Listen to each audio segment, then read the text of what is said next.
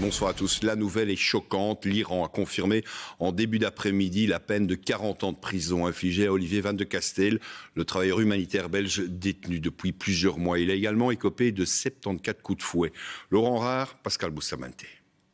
Selon une agence de presse iranienne, Olivier Van de Castel a été condamné à un total de 40 ans de prison, d'une amende d'1 million de dollars et 74 coups de fouet pour espionnage, coopération avec un gouvernement étranger et blanchiment d'argent. Selon le décompte de l'AFP, au travers de la confusion des peines, il ne devrait purger que la plus élevée des peines de prison, à savoir 12 ans et demi. Pour les proches d'Olivier Van de Castel, la nuance est négligeable. Tout ça ne veut rien dire, en fait, c'est absurde. Olivier Van de Castel est un otage. Maintenant, tout le monde le réalise, effectivement. C'est un otage et donc la Belgique doit tout faire que pour le libérer, à l'instar de ce que les États-Unis d'Amérique font en libérant Victor Bout contre un de leurs ressortissants. La ministre des Affaires étrangères a réagi sur son compte Twitter. Aucune information concernant les charges contre Olivier Van de Castel et son jugement n'a été fournie officiellement par l'Iran.